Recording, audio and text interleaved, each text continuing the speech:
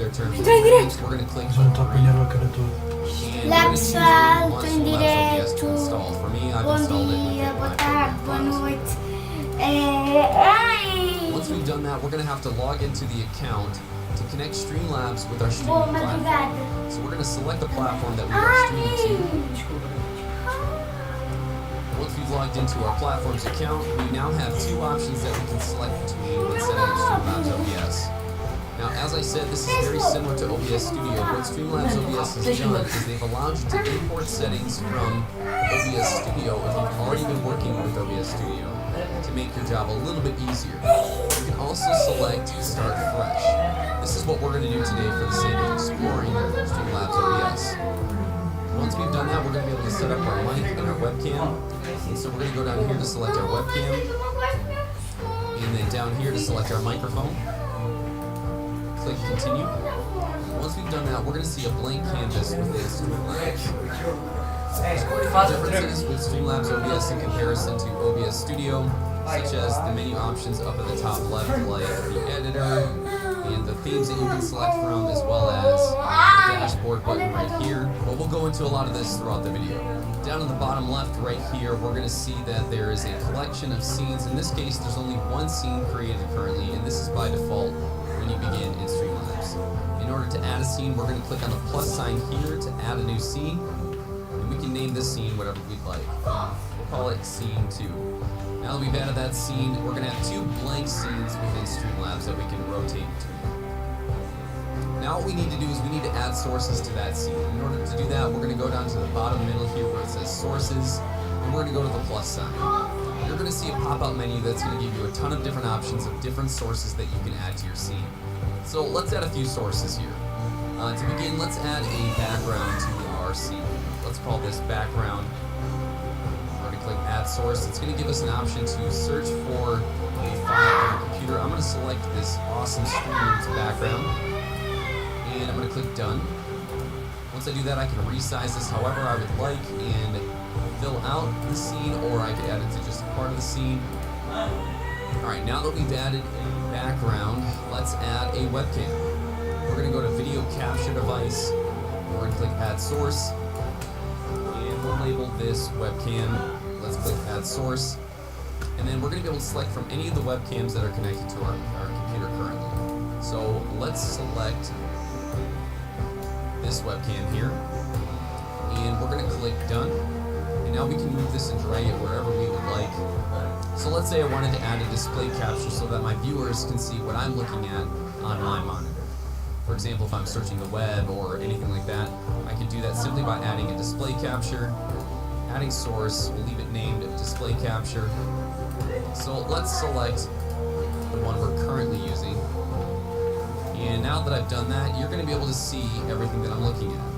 Now, what I want to show you is that if you go down below in the sources, you should think of the sources like a sandwich. I've installed it within my program files folder. Bottom, which is going to be in the click to go to the Streamlabs. What's up, guys? So that's how you can actually record. You can go to broadcast settings and then save it where you want it, and that's basically how you do that. And these ones that should do the view. Then what we're going to do is we're going to go to the settings and we're going to click on encoding. Now what we're going to do is you want to fill in for recording. I would recommend to fill in 5,000 and 5,000 for recording. That should do the job easily without lag. Very crisp screen, so that's how you can actually record. You can go to broadcast settings and then save it where you want it, and that's basically how you do that. And these ones you go ahead and copy the exact same settings that I have because those are optimized, and I would recommend 5,000, 5,000. Now if you want to go ahead and start streaming, what we're going to do is we're going to put this profile. Inicia. Agora. E agora onde é que eu vejo ela? Peraí, se aumentaste isso e terminaste. Aí, ó, tá bem bom. E direito. Estás no PC, isso, aumentaste para a câmera do jogo, não sei andar igual.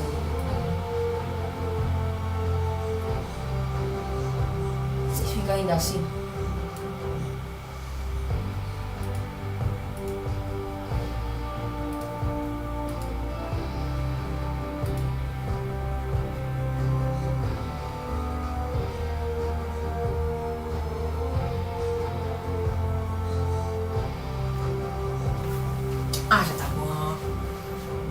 Tá fixe.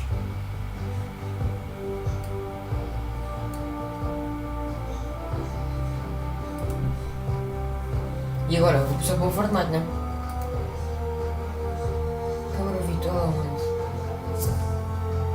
Não vou ver. Vai tirar lá isso. Mas tipo, olha, se eu quiser fazer câmera, onde é que eu meto a câmera? Não sei. Ei, opa! Ei! A qualidade já foi. A qualidade já foi ao perdão dos seus. Ah, não, é baixo. É aqui. Aqui. É baixo. Aqui. Sim, 25, é 25.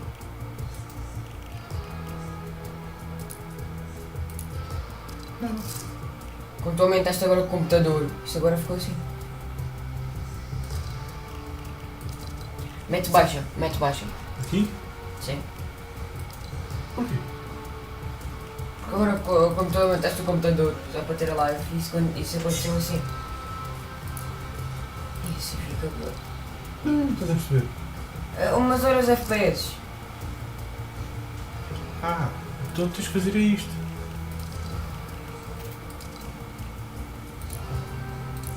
Os FPS continuam. Então, para lá, baixem os FPS para 120. 120. Não aumento.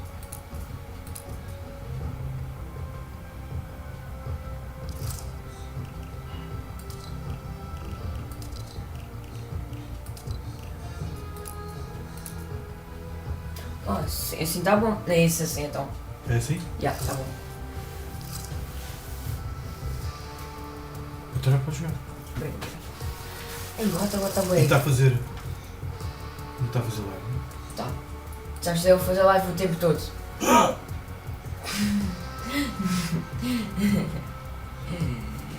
Mas não mostra. Tá tudo preto porque. Olha, esquece acabar a live. Esquece. Porquê que não mostra? Porque ele não aceita a live. Não sei se a live de quê?